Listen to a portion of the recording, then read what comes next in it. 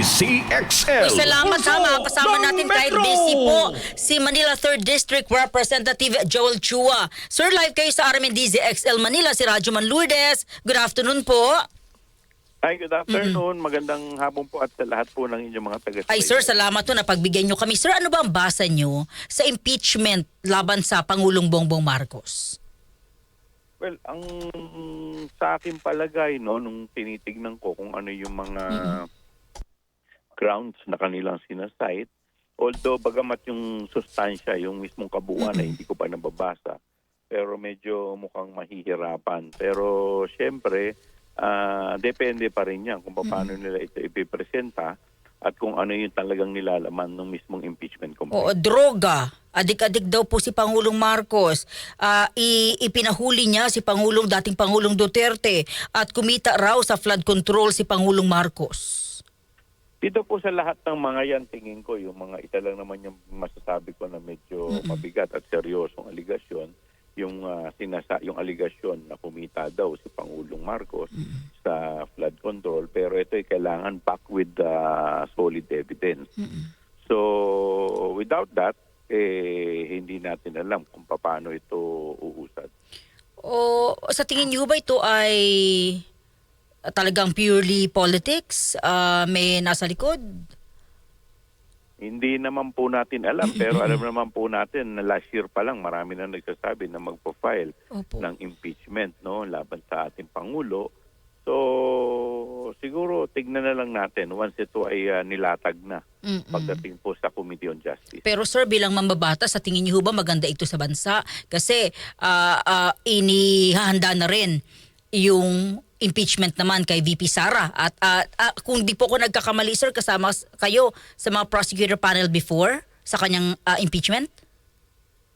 Well, kasama po ako before, pero ngayon siyempre ibang usapan na kasi iba na naman ang komposisyon ng House. So hindi naman din po natin alam kung tayo pa rin ay mapipili.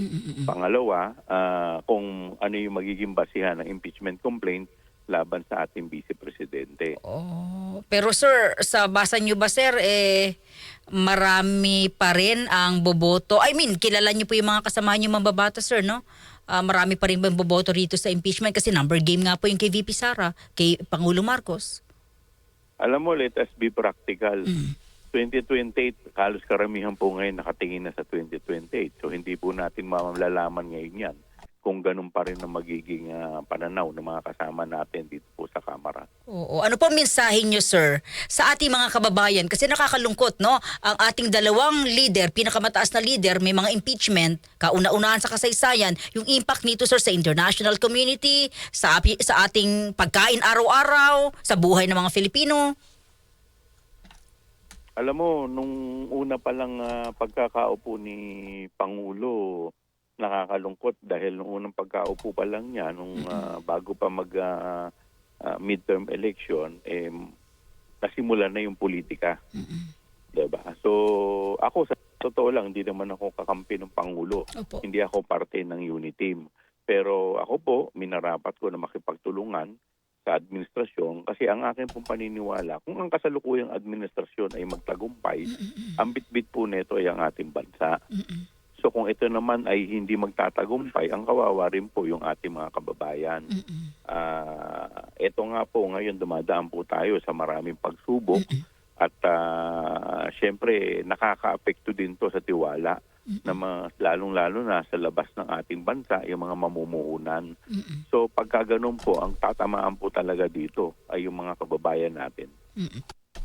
Sir, maraming salamat po sa inyo. Representative Joel Chua, mabuhay po kayo, sir. Good afternoon. Maraming salamat po at mabuhay po kayo.